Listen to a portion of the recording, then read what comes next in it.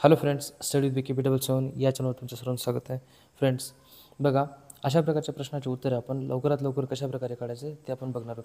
इथं क्वेश्चन दिलेला आहे, if 25% of 780 is equal to m% of 1950 then m is equal to what.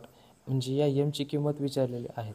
म्हणजे याच ठिकाणी आपल्याला मराठीतून हा क्वेश्चन असा आहे की 780चे 25% बरोबर 1950चे m% असेल तर m बरोबर किती. तर हा प्रश्न आहे. या प्रश्नाला आपण लवकरात लवकर कशा प्रकारे सॉल्व करू शकतो ते बघा. इथे जर आपल्याला अशा पद्धतीची अरेंजमेंट दिलेली असेल तर सर्वात प्रथम काय करायचं आहे की 25% दिले. 25%च्या ठिकाणी जो पर्सेंटचा जो सिम्बॉल आहे तो काढून टाकून आपण काय करायचं, त्या ठिकाणी आपल्याला 100 घ्यायचे. ठीक आहे, 100 घेतलं आणि जिथं जिथं ऑफ दिसतंय, ठीक आहे, ऑफच्या ठिकाणी काय करणार आपण, मल्टिप्लायचं चिन्ह.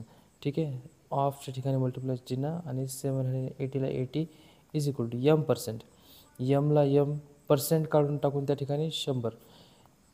ऑफ म्हणल्यानं पुन्हा आपण काय करायचं, या ऑफच्या ठिकाणी आपल्याला काय करायचं आहे, मल्टिप्लाय आणि इथं 1950. ठीक आहे, आपल्याला विचारलं यमची किंमत काय. हेच आपण मराठीमध्ये पण त्याच पद्धतीने जिथे जिथं चे दिसतं आपल्याला. आता 780चे इथं म्हणजे चे म्हणजे इथं आपण मल्टिप्लायचं चिन्ह टाकू शकतो आणि 25 हे 25%चं चिन्ह काढून येते 100. हे 1950चे या ठिकाणी मल्टिप्लायचं चिन्ह m/100. ठीक आहे, अशा प्रकारे.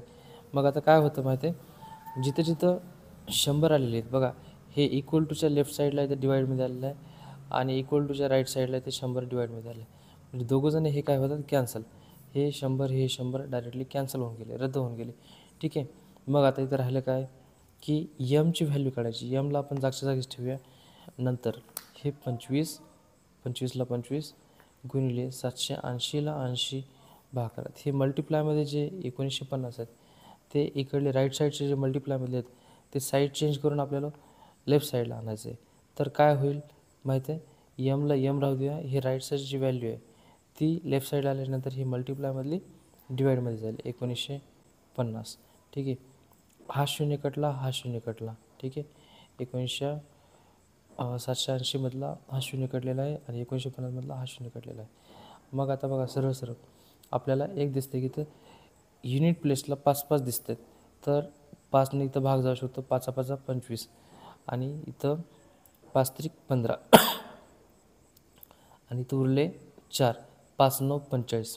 ठीक आहे, म्हणजे काय, 5-5 25, 5-3 15, इथं रिमेनिंग 4 राहिले, 45 झाले, 5-9 45.